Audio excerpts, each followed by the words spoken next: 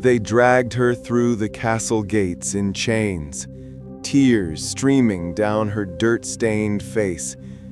The crowd whispered cruel words as she passed.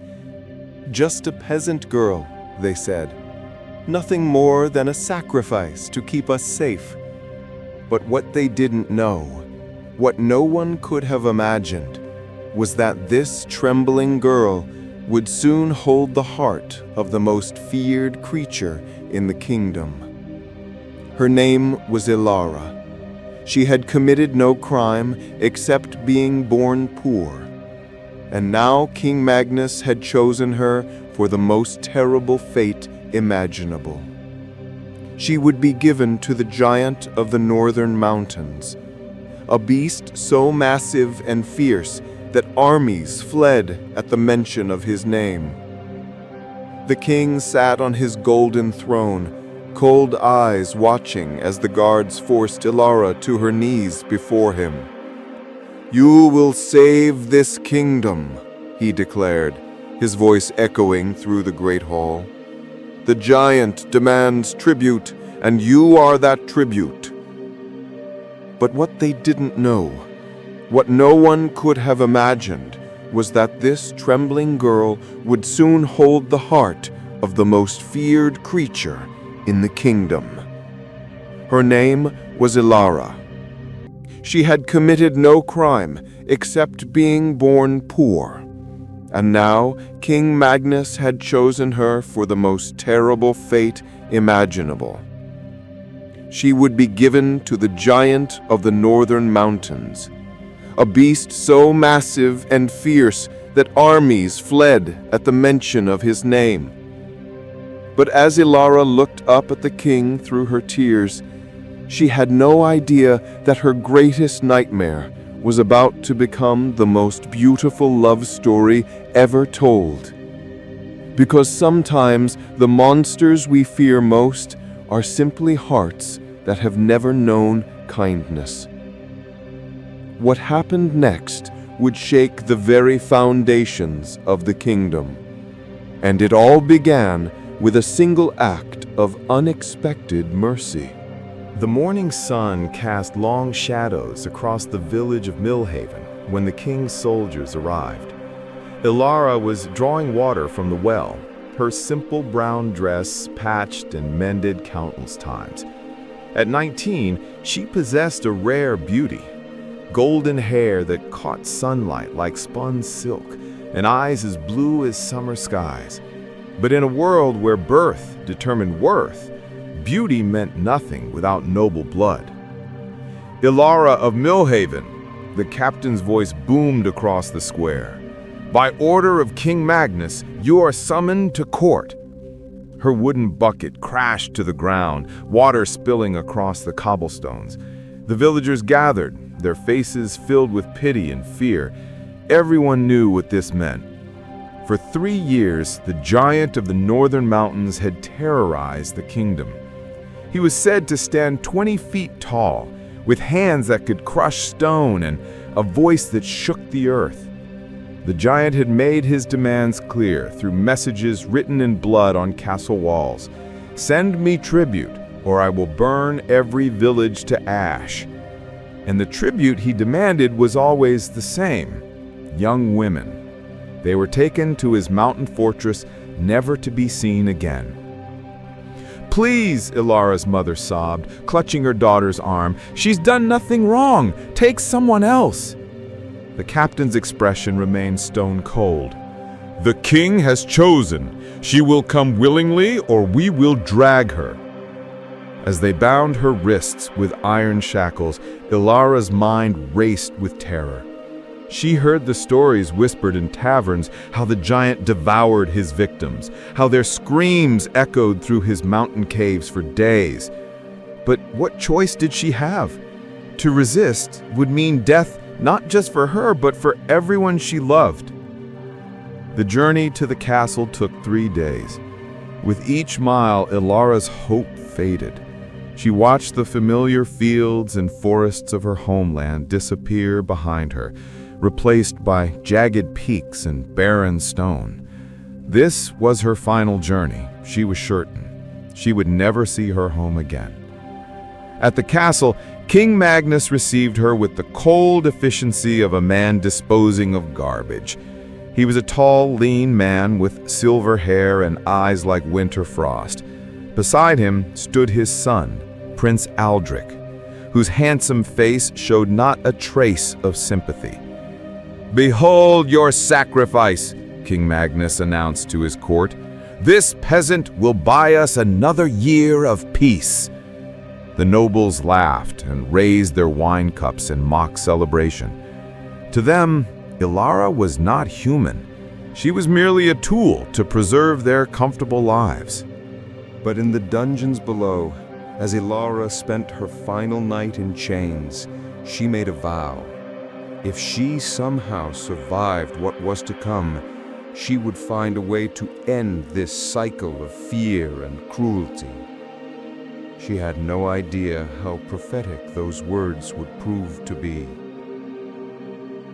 As dawn broke over the castle walls, the preparation for her journey to the giant's domain began, and with it a love story that would change everything. The path to the giant's domain wound through the most treacherous mountains in the kingdom. Ancient pines twisted toward a gray sky, their branches reaching like skeletal fingers. The air grew thin and cold as the royal escort climbed higher, their horses' breath forming clouds of mist. Ilara rode in a wooden cage wagon, her wrists still bound. The bars were thick as a man's arm, built not to keep her in, but to keep something else out. Around her neck hung a leather pouch containing bread and cheese, what the soldiers mockingly called the last meal. "Tell me, peasant," sneered Sir Garrett, the escort leader, "are you excited to meet your new master?" The other soldiers laughed, but their laughter held an edge of nervousness. Even these battle-hardened men feared what awaited in the mountains. As they climbed higher, the landscape became more alien and threatening. Massive boulders balanced impossibly on cliff edges. Trees had been snapped in half as if by tremendous force, and carved into the mountainside were symbols, crude marks 20 feet tall that seemed to warn all travelers away. "Giant writing," whispered one soldier, crossing himself. The horses grew increasingly agitated as they approached the final ridge. Their eyes rolled white with terror, and several refused to continue despite harsh spurs and shouted commands. Even the pack animals seemed to sense the supernatural dread that hung over this cursed place. Then, as they crested the mountain pass, Ilara saw it. The giant's fortress rose from the mountainside like a monument to fear itself. It was not built, it was carved, hewn directly from living rock by hands of unimaginable power. The entrance was a cave mouth 50 feet high, surrounded by stone pillars thick as castle towers. Above it all, a structure that could only be called a palace stretched toward the clouds, its windows like dark eyes watching their approach. But it was the bones that made Ilara's blood turn to ice. Scattered across the approach were the remains of countless creatures, not just humans, but massive bears, wolves, and things she couldn't identify. Some bones were larger than a man's torso, speaking of battles with creatures from the deepest wilderness. "This is as far as we go," Sir Garrett declared, his voice barely steady. He unlocked Ilara's cage with trembling hands. "The giant will come for you when he's ready." They freed her bonds and left her standing alone with only the leather pouch of food. As the sound of hoofbeats faded down the mountain, silence fell like a burial shroud. Ilara was truly alone now, abandoned in the domain of the most feared creature in the world. She could run, she realized. The soldiers were gone. But where could she go?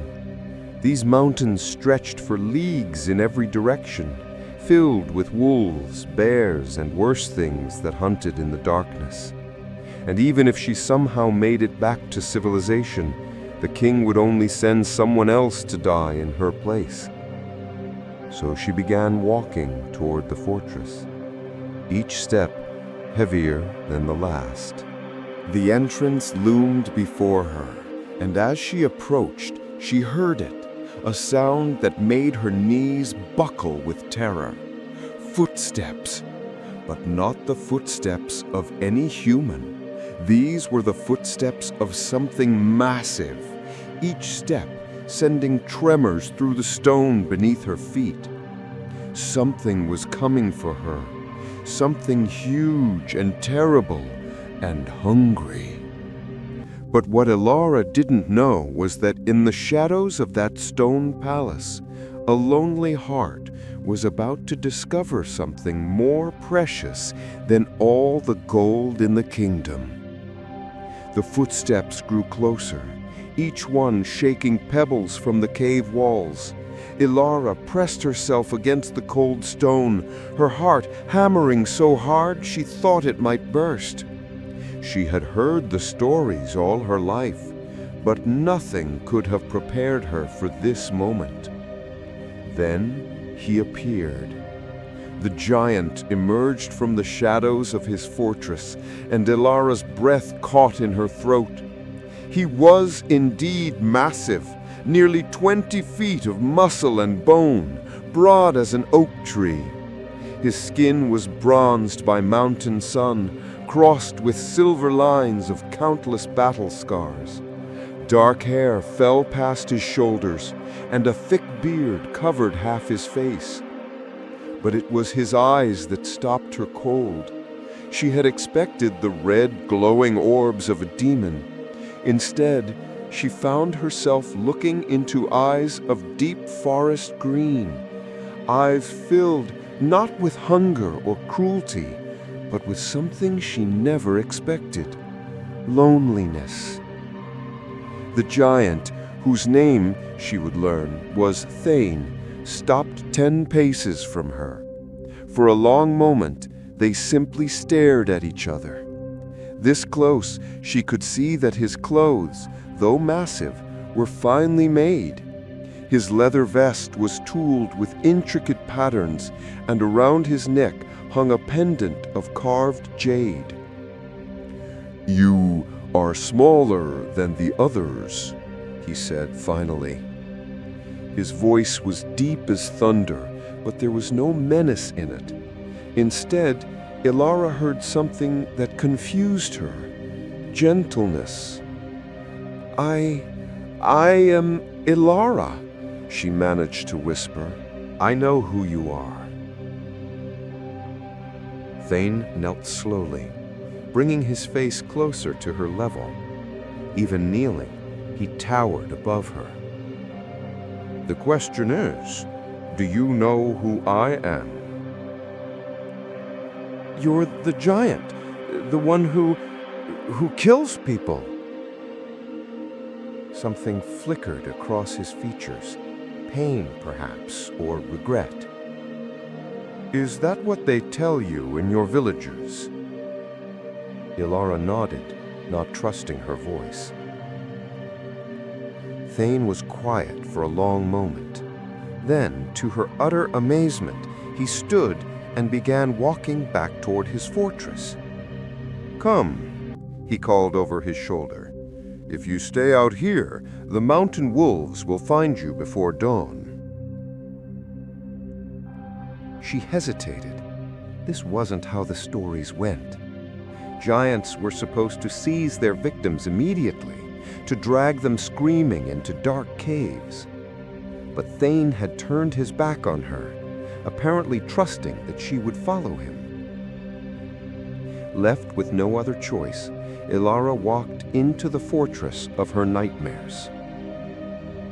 Inside, her assumptions crumbled further. The entrance hall was vast, but not crude. It was magnificent.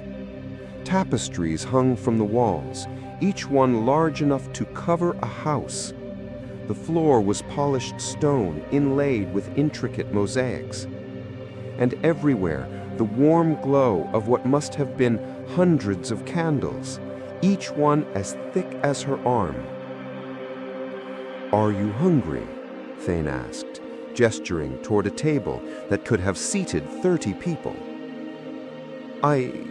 Yes," she admitted. As he prepared food, moving with surprising grace for someone so large, Ilara studied him carefully. His hands, which should have been crude clubs, moved with delicate precision. When he set a bowl before her, she noticed that despite his size, he was careful not to startle her with sudden movements. The food was simple, but expertly prepared. Roasted meat, fresh bread, cheese, and wine that tasted finer than anything she had ever known. As she ate, she found her courage returning. "Why haven't you killed me?" she asked suddenly. Thane, who had been watching her eat with an expression of quiet satisfaction, seemed surprised by the question. "Why would I kill you?" "Because that's what giants do. That's what you do." His face darkened. "And what would you know of what I do, little one? Have you spent your life in these mountains? Have you seen the choices I've had to make?" There was hurt in his voice, and something else, a desperate need to be understood. In that moment, Ilara realized that everything she thought she knew about this creature might be wrong. But if the giant didn't kill the tribute girls, what had happened to all the others? And why did the entire kingdom live in fear of him? The answers to those questions would shake her understanding of good and evil to its very core. "I want to show you something," Thane said, after they had eaten in careful silence. "But first, you must promise me that you won't run. Not yet. Not until you understand." Ilara studied his face in the candlelight. Despite his fearsome size, there was something vulnerable about him. Something that spoke of deep pain carefully hidden. Against every instinct screaming at her to flee, she nodded. Thane led her deeper into the fortress, through corridors lined with more beautiful tapestries, and past rooms that spoke of wealth and refinement. They climbed a spiraling staircase, each step sized for his massive frame, requiring her to pull herself up like a child. Finally, they reached a door of polished oak. Thane paused with his hand on the handle. "What I'm about to show you, it will change everything you believe. Are you ready?" Her heart pounding, Ilara nodded again. The door opened to reveal a garden, but not just any garden. This was paradise carved from mountain stone. Fruit trees grew in carefully tended rows, their branches heavy with apples and pears. Flowers bloomed in a riot of color, filling the air with perfume. And in the center, a fountain played gently, its water catching the light of hanging lanterns. But it wasn't the beauty of the garden that made Ilara gasp. It was the women. 7 young women tended the plants and walked the paths. They wore fine dresses of silk and velvet, and their faces glowed with health and contentment. When they saw Thane, they smiled and waved as if greeting a beloved friend. "Thane," called one, a girl with auburn hair who couldn't have been older than Ilara herself. "You've brought someone new." "This is Ilara," Thane said gently. "She'll be staying with us." The women gathered around, their faces bright with welcome. They introduced themselves. Sarah from the eastern villages, Maria from the port city, Elena from the farming communities. All of them tribute girls like herself. All of them supposedly dead. I don't understand, Ilara whispered. The truth is, said Sarah, taking her hand, is that Thane has never harmed a single one of us. He saves us. Saves us from what? It was Thane who answered, his voice heavy with ancient sadness. From King Magnus, from his son, Prince Uldric, from nobles who believe that peasant girls exist only for their pleasure. As they sat beneath the fruit trees, the other women told Ilara their stories. Sarah had been given as tribute to prevent her village from being burned for unpaid taxes. But before that, Prince Uldric had seen her in the market and decided he wanted her for his personal entertainment. The tribute was simply a convenient excuse. Maria had caught the eye of a powerful duke. When her father refused to sell her, soldiers had come in the night. Her family was told she would be tribute to the giant, but she learned later that her parents had been given gold to keep silent about the duke's real intentions. One by one, the stories emerged, girls chosen not randomly, but specifically, always the most beautiful, always the ones who had attracted the attention of powerful men. The giant's tribute was a lie, a cover for something far more sinister. But how did you escape? Ilara asked. We didn't escape, Elena explained. Thane rescued us every single time. Thane had been silent through their stories, but now he spoke. The nobles arrange everything in advance. They pay the king to choose specific girls. Then they pay bandits to attack the tribute escort at predetermined locations. The girls are taken to private estates, and everyone believes the giant killed them on the mountain road. But you stopped them, Ilara said slowly. I hunt the bandits. I free the girls, and I give them a choice. Return to lives where they'll never be safe from powerful men, or stay here where they can live in peace. Ilara's mind reeled. The monster of her nightmares was actually a protector. The king she had been taught to revere was selling innocent girls to satisfy the lusts of his nobles. Everything she had believed about good and evil was backwards. But why? She whispered. Why do you do this? Thane's eyes grew distant, filled with old pain. Because once, long ago, someone I loved was taken the same way, and I was too weak then to save her. As the mountain night deepened around them, Ilara realized that her story was far from over. She had expected to die today.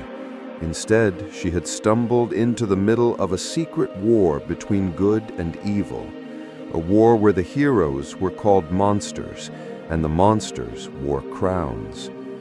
But there was still so much she didn't understand. Who was Thane really, and what had happened to the woman he loved? The answers would reveal a tragedy that had shaped the fate of an entire kingdom. That night, Ilara lay in a bed that was like nothing she had ever known. Soft mattresses piled high with silk pillows, warm furs, and sheets that felt like liquid moonlight. The room Thane had given her was larger than her entire family's cottage, with windows that looked out over the moonlit mountains. But despite the comfort, sleep wouldn't come. Her mind churned with questions, and chief among them was the mystery of Thane himself. She had seen the pain in his eyes when he spoke of someone he loved, someone he had lost. Who could have mattered so much to a being of such power? Near midnight, she heard music drifting through her window. A low, haunting melody played on what sounded like a wooden flute. Following the sound, she made her way through the fortress until she found Thane on a wide balcony overlooking the valley below. He sat on a stone bench built for his size, the flute small as a whistle in his massive hands. The melody was beautiful, but filled with such longing that it brought tears to her eyes. "That was lovely," she said softly when he finished. Thane turned, surprised. "You should be sleeping." "I couldn't. There's too much I don't understand." She moved closer, no longer afraid of him. "Will you tell me about her? The one you lost?" For a long moment, she thought he wouldn't answer. Then, his shoulders sagging with the weight of memory, he began to speak. "Her name was Lyanna.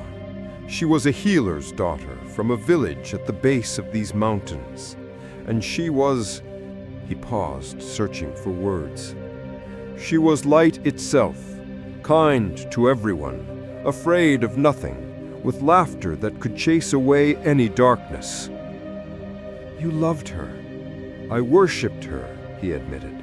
"But I wasn't always as I am now. 20 years ago, I was just a man. A large man, yes, but still just a man. I was the village blacksmith, strong enough to work iron that others couldn't, but nothing more."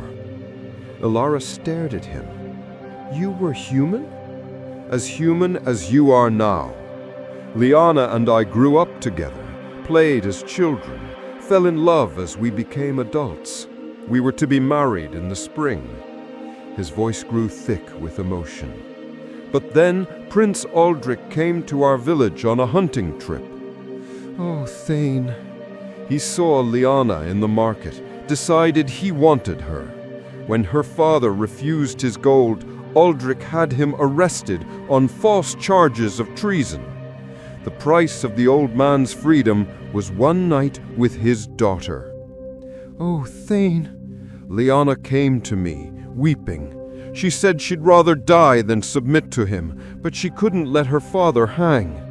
I told her to run, that we would escape together, find a new life in distant lands. But she shook her head. If we run, she said, he'll take his anger out on the whole village. I won't have innocent people suffer for my sake." Thane rose from the bench and moved to the balcony's edge, his hands gripping the stone rail. That night, she went to Aldrich's tent, and I did nothing. I was too much of a coward to fight a prince, too afraid of what would happen to both of us if I interfered. What happened to her? She never came out of that tent alive. The prince claimed she had thrown herself from a cliff rather than return to her peasant life, but I knew the truth. I saw the bruises when they brought her body back. I saw what he had done to her. Tears streamed down Elara's face as she listened to his confession. I'm so sorry. That night, as I knelt beside her grave, I made a vow that would change everything. I swore by every god that listens that I would become strong enough to protect the innocent, no matter what the cost. And something heard me, Elara. Something ancient and powerful and hungry for justice. The transformation? I woke the next morning to find my body changed, grown, made into something that could stand against princes and kings. But the price... He touched the jade pendant at his throat. The price was that I could never return to the world below. I was too large, too frightening. I had become the monster I needed to be. But you use that power to help others. Every girl I save is Lyanna saved. Every time I stop those bandits, it's the fight I should have fought 20 years ago. He turned to look at her, and in his eyes she saw not the fury of a monster, but the devotion of a man still deeply in love. I cannot bring her back, but I can make sure no other woman suffers as she did." In that moment, Ilara understood something profound. Thane's love for Lyanna hadn't died with her. It had grown, expanded, transformed into a love for all the innocent and defenseless. He had become a guardian angel in the shape of a giant. But as beautiful as his devotion was, Ilara couldn't help but wonder, what would happen when Thane realized he was falling in love again? 3 weeks passed in Thane's mountain sanctuary, and Ilara found herself changing in ways she never expected. The terror that had consumed her was replaced with wonder. She helped tend the garden, learned from the other rescued women, and spent her evenings listening to Thane's stories of the mountains and the ancient world. But it was the quiet moments that affected her most. Watching Thane carve wooden toys for the children in Hidden Valley villages below. Seeing him carefully mend a bird's broken wing with hands that could crush stone. Discovering the library he had built, filled with books saved from burned villages and forgotten libraries. This was not a monster. This was the kindest man she had ever known. But their peaceful existence was about to be shattered. It began with smoke on the horizon. Thane saw it first from his high tower, black columns rising from the direction of Millhaven. His face went pale as mountain snow. "What is it?" Ilara asked, joining him on the observation deck. "Your village," he said grimly. "It's burning." Her heart stopped. "My mother, my friends." Without a word, Thane scooped her onto his shoulders and began running. His massive strides covered ground that would have taken her hours to cross in mere minutes. They descended Mountain Pass at breakneck speed, Thane's knowledge of every stone and switchback keeping them from falling to their deaths.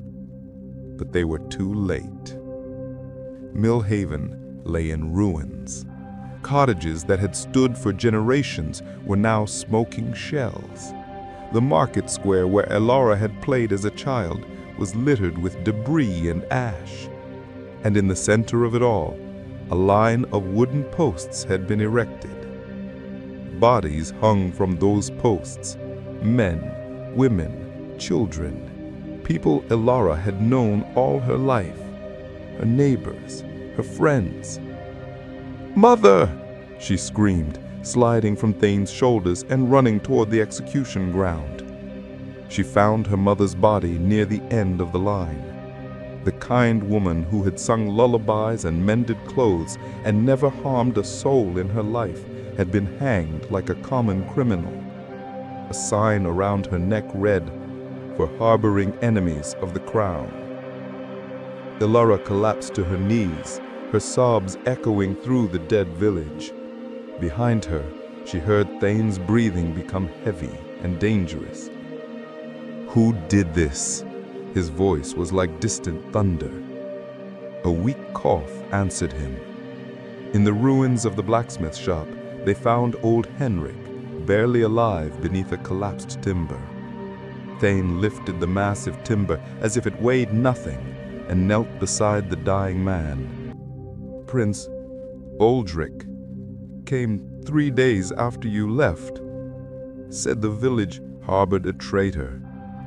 Said they helped her escape the giant's justice." "I didn't escape," Ilara whispered. "I was right where I was supposed to be." Henrik's fading eyes focused on her with difficulty. "He knew. Somehow, he knew you were alive. Said if the giant wouldn't do his job, he'd do it himself." The old man died with those words, leaving Ilara and Thane alone among the corpses of innocent people. People who had died because she lived. "This is my fault," she sobbed. "They died because of me." "No," Thane's voice was deadly quiet. "They died because of him, because of the system that treats people like property and life like a game." He stood slowly, and Ilara saw something in his face that terrified and thrilled her at the same time. The gentle giant was gone. In his place stood something ancient and terrible, justice given form and fury. "Gather what you can," he told her. "We return to the mountain tonight." "Why? What are you going to do?" Thane turned toward the capital, his eyes burning with purpose. "I'm going to end this, all of it. The lies, the corruption, the murder of innocents. Prince Aldrich wants to see a monster?" His hands clenched into fists that could shatter castle walls. "Then I'll show him exactly what a monster looks like."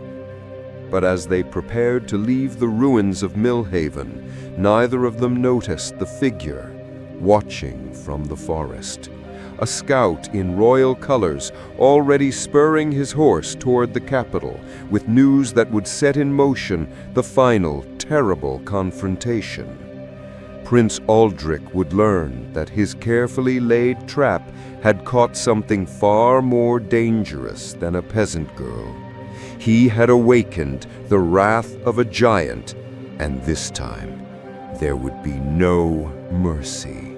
Back at the mountain fortress, Thane began preparations for what he called the ending of things.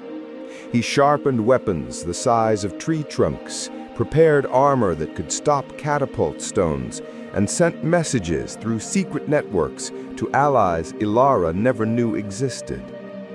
But it was in the quiet hours, when the others slept, that the most important transformation was taking place. Ilara found him one night in his private chambers, sitting before a fire that could have heated a cathedral. He was holding something small and delicate in his massive palm, a dried flower, yellow as sunshine. "Lyanna's flower," he said, without looking up. "The last gift she ever gave me. I've carried it for 20 years. Ilara moved closer, no longer intimidated by his size. Over the weeks, she had come to see past his physical form to the noble heart beneath. "She would be proud of what you've become," Ilara said softly. "Would she?" His eyes reflected the firelight. "I've become exactly what she feared most, a creature of violence, even if that violence serves justice. You've saved dozens of innocent women. You've protected the helpless when no one else would. That's not violence, Thane. That's love made manifest." He looked at her then, really looked at her, and she saw something shift in his expression. "When did you become so wise, little one?" "When I met a giant who taught me that the size of someone's heart matters more than the size of their body." They sat in comfortable silence for a time, watching the flames dance. Then Thane spoke again, his voice barely above a whisper. "I'm falling in love with you." The words hung between them like a bridge neither was sure they dared cross. Ilara felt her heart race, not with fear, but with a joy so pure it was almost painful. "I know," she said simply. "It's impossible. I'm a monster in the eyes of the world. You're a beautiful young woman who deserves a normal life, a human husband, children." "Stop." She reached out and touched his hand, her fingers barely able to span one of his knuckles. "Do you think I care about any of that? Do you think I could ever love a normal man after knowing you?" "Ilara." "I love you too, Thane. I love your gentleness with the broken-winged birds. I love how you carved that wooden horse for little Sarah, even though your hands are too big for such delicate work. I love that you've spent 20 years fighting for justice, not because you hate evil, but because you love good." He stared at her in wonder, as if she were a miracle he had never dared hope for. "But what kind of life could we have? What kind of future?" I don't know, she admitted. But I know I'd rather have an uncertain future with you than a guaranteed one without you. Thane set the dried flower aside and reached for her, his touch infinitely gentle. When he cupped her face in his palm, she felt safer than she had ever felt in her life. "After tomorrow," he said, "after I've settled accounts with Prince Aldrich, we'll talk about the future, about possibilities I never dared imagine." Tomorrow? Fear crept into her voice. What happens tomorrow? "Tomorrow, I go to war." But even as they held each other in the firelight, forces were already moving against them. In the capital, Prince Aldrich was assembling an army unlike any ever seen, and he had a secret weapon, something that could turn Thane's greatest strength into his most terrible weakness. The final battle was coming, and with it, a test of love that would echo through legend. Could love truly conquer all? Or would the forces of corruption and cruelty prove too strong, even for a giant's heart? The answer would be written in blood and tears across the fields outside the capital. And when the dust settled, the kingdom would never be the same again. Prince Aldrich stood on the battlements of the capital city, his handsome face twisted with rage as he watched the giant approach. Even at this distance, Thane was an impressive sight. 20 feet of muscle and determination striding across the plain, his massive sword gleaming in the afternoon sun. But Aldrich smiled, because this time he was ready. "You're certain this will work?" he asked the figure beside him. The Witch of the Eastern Marshes was a creature of shadows and spite, her face hidden beneath a hood of midnight black. "Oh, yes, my prince.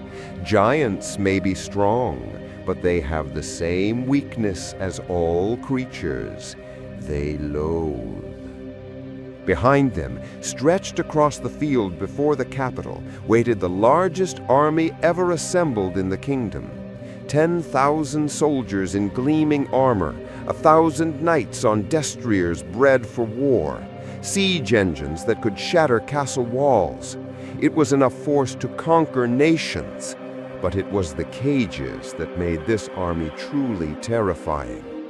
50 iron cages, each one containing women and children from the villages Thane protected. Ilara's heart nearly stopped when she saw them. She recognized faces from the hidden valleys where the giant secretly brought food and medicine. These were the innocents he had sworn to protect, and now they were trapped in the middle of a battlefield. "You see, beast?" Prince Aldrich's voice carried across the plain. "Your precious innocent ones are here with us. Surrender now, and they live. Fight us, and they die with you." Thane stopped 100 paces from the army, his massive frame radiating barely contained fury. Beside him, Ilara and the other rescued women had insisted on coming despite his protests. They would not let him face this alone.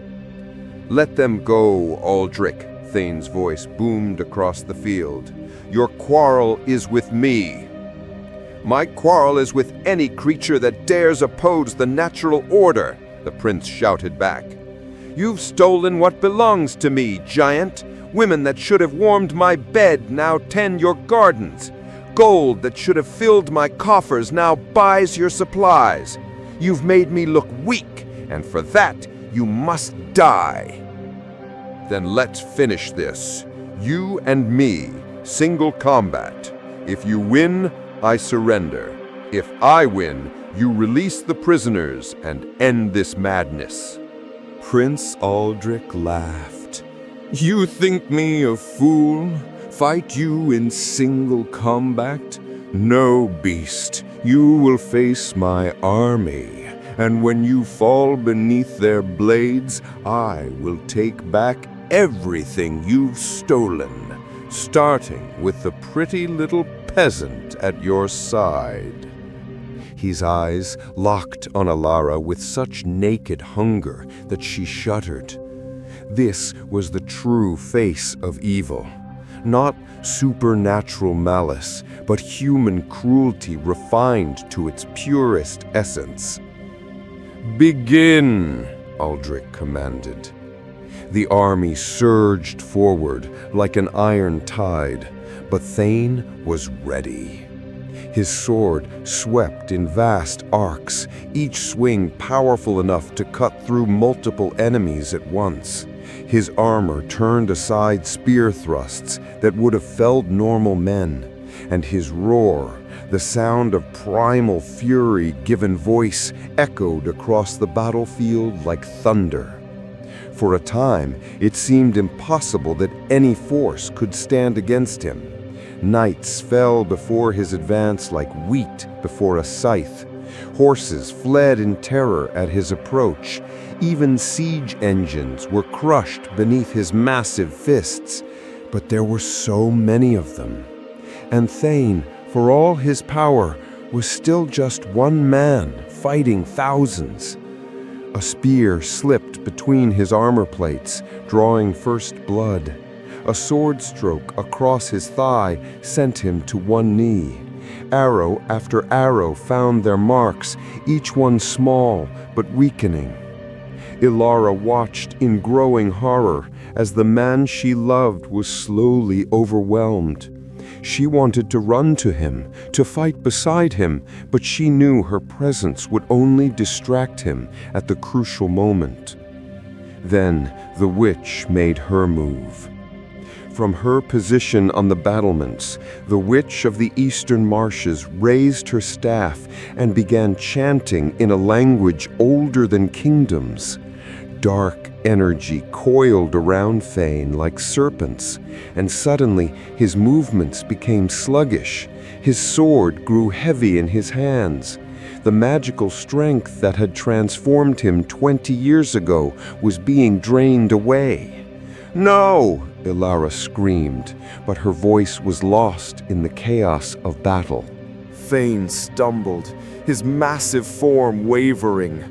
The army pressed their advantage, surrounding him with a forest of spears and swords. Blood flowed freely now from dozens of wounds. But even as his strength faded, Thane's eyes found Ilara across the battlefield. And in that gaze, she saw not defeat, but determination. Not despair, but love so profound it took her breath away. "Remember," he called to her, his voice carrying despite the witch's curse. "Remember what I told you about the flower." As understanding dawned, Ilara's hand flew to her throat. Around her neck, hidden beneath her simple dress, she wore the jade pendant Thane had given her, the same pendant he had worn for 20 years, the one that held his connection to the ancient power that had transformed him. But more than that, pressed within the jade like a sacred relic, was a petal from Liana's flower.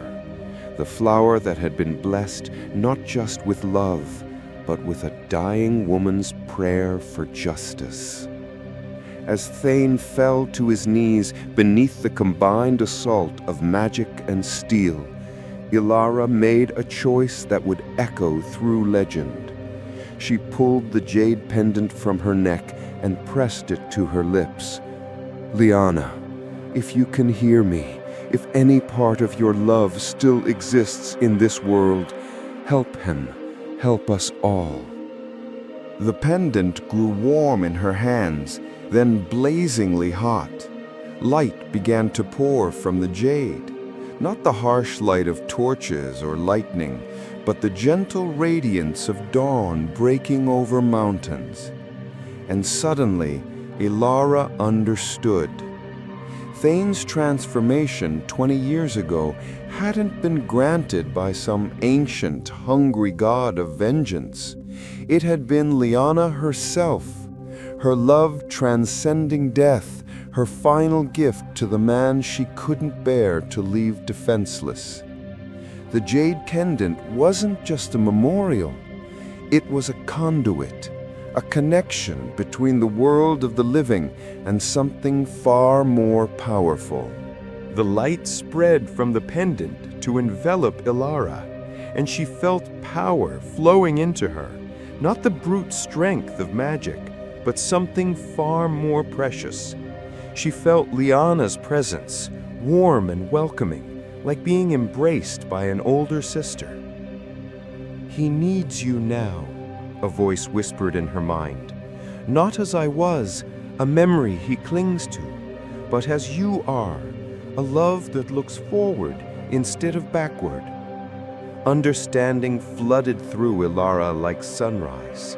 Thane's strength was failing because he was still fighting for the dead instead of the living, still trying to save Lyanna instead of protecting the future they could build together. "Thane!" she called, her voice somehow carrying clearly across the battlefield. "I'm not her. I'm not Lyanna, and I don't want to be." On his knees in the center of the iron circle, Thane's head lifted. "I'm Ilara," she continued, walking forward even as soldiers moved to intercept her. "I'm the woman who loves you, not for who you were, but for who you are. I'm your future, not your past." The witch's spell faltered as Thane's eyes locked on Ilara's. The dark coils of magic writhed and hissed, but they could not hold against the power of love freely given. "Stop her!" Prince Aldrich screamed. But it was too late. Ilara reached the circle of soldiers and without hesitation threw herself into Thane's arms. The jade pendant blazed between them like a star, and the transformation that followed was unlike anything the world had ever seen. Thane's wounds began to heal. His strength returned tenfold. But more than that, the bitter rage that had driven him for 20 years was replaced by something infinitely more powerful. Joy. Pure, radiant, life-giving joy. He rose to his full height with Ilara cradled against his chest, and when he spoke, his voice carried not just across the battlefield, but into the hearts of every person present. "I am Thane of the Northern Mountains," he declared. "I was the village blacksmith who loved and lost. I became the giant who fought for justice. But today, I choose to be something greater, a man who fights not for vengeance, but for hope." The witch shrieked and hurled more dark magic at them, but it broke against the light radiating from the couple like waves against stone. And in that light, something miraculous happened. The caged prisoners began to sing. It started with one voice, a young mother singing a lullaby to her frightened child. Then another joined in, and another. Soon all 50 cages rang with song, and the melody spread to the watching soldiers, many of whom recognized the old ballad of freedom and hope. Even some of Prince Aldrich's army began to lower their weapons, tears streaming down their faces as they realized what they had become, tools of oppression rather than protectors of justice. "Kill them!" Aldrich screamed. "Kill them all!" But his words fell on deaf ears. The spell of fear and obedience that had held the kingdom for so long was finally broken. What followed was not a battle, but a revolution.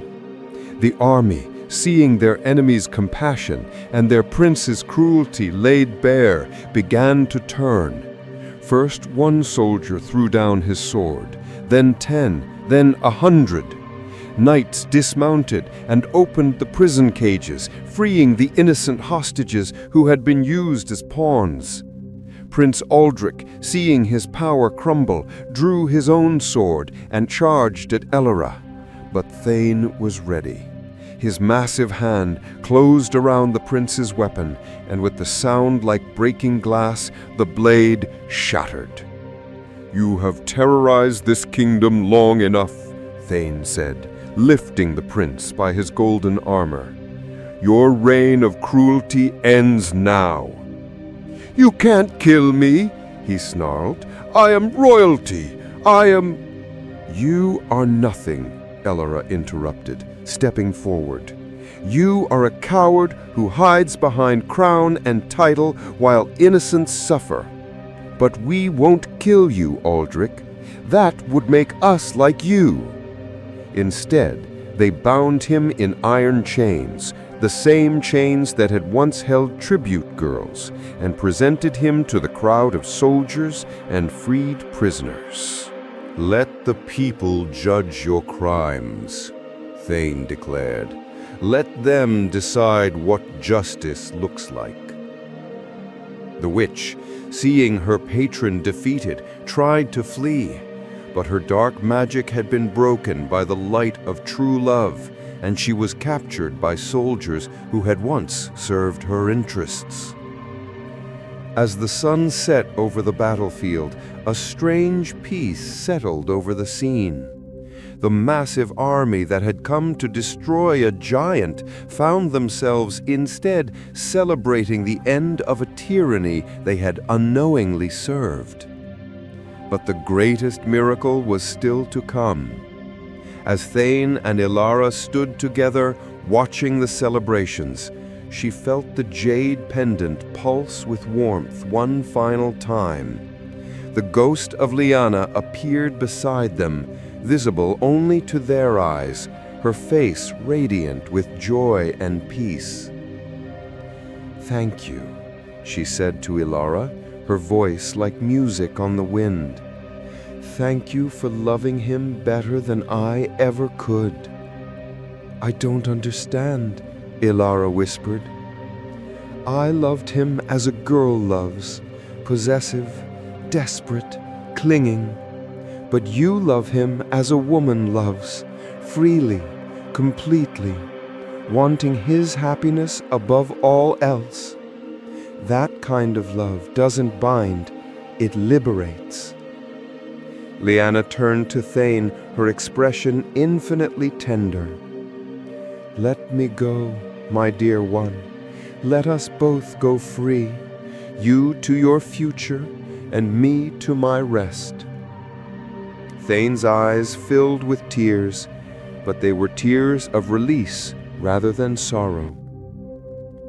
"Thank you, Lyanna, for everything, for the strength, for the purpose, for bringing me to her." "Live well," she said, already beginning to fade. "Love well, and remember that the greatest magic in any world is simply two hearts choosing each other every day, forever." With those words, she was gone. The jade pendant cracked and crumbled to dust, its purpose finally fulfilled. But Thane didn't shrink back to human size, as Elara had expected. Instead, he remained as he was, a giant, but no longer bound by magic or curses or the weight of the past. "Will you stay as you are?" Elara asked. He smiled, the expression transforming his entire face. "If you'll have me. The kingdom needs a protector, but one who stands for hope rather than fear. And he knelt and took her hand in his massive palm. I need a partner, brave enough to help me build a better world. Is that a proposal, giant?" "It's a promise, peasant girl. A promise that whatever comes next, we'll face it together." Years passed, and the kingdom of Valdris was transformed beyond recognition. King Magnus, faced with the rebellion of his own army and the evidence of his son's crimes, abdicated in favor of a council of representatives chosen by the people themselves. Prince Aldrich lived out his days in exile, working as a common laborer in distant lands, a fitting punishment for one who never valued honest work or humble folk. The witch of the eastern marshes was stripped of her dark powers and became simply an old woman tending a small garden, finding in nurturing life the redemption she had never thought to seek in destroying it. And Thane and Alara, they built a new kind of kingdom in the northern mountains, not a realm ruled by fear or force, but a sanctuary where the lost could find hope, where the broken could heal, and where love was the only law that truly mattered. The fortress in the mountains became a haven for those seeking refuge from injustice. The rescued women became teachers, healers, and leaders in their own right. Children who had known only hunger learned to laugh again in gardens tended by gentle hands. Thane never again was called a monster. Instead, he became known as the Giant of Hope, the protector who stood guard over dreams and defended the right of every person to live in dignity.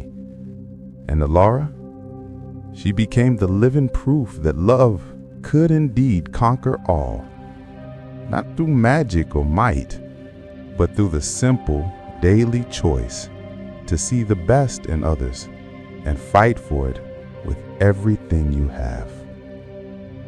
They had many adventures together, many challenges to face and villains to confront. But through it all, they held to the truth that Liana's spirit had whispered in their darkest hour. The greatest magic in any world is two hearts choosing each other every day, forever. Some say that true love is about finding someone who completes you, who fills the empty spaces in your soul. But Alara and Thane's story teaches us something deeper, that the most powerful love doesn't complete us, it liberates us. Real love sees past the surface to the heart beneath. It doesn't ask us to be perfect, but encourages us to be genuine. It doesn't bind us to the past, but frees us to build a future. And most importantly, true love doesn't just exist between two people. It radiates outward, transforming everyone it touches and making the whole world a little more beautiful, a little more kind, a little more full of hope. In a world that often teaches us to fear what we don't understand, to judge by appearances, and to believe that might makes right, the giant and the peasant girl remind us that sometimes the greatest strength comes from the gentlest touch, and that the most beautiful love stories begin not with once upon a time, but with I choose you every day, forever.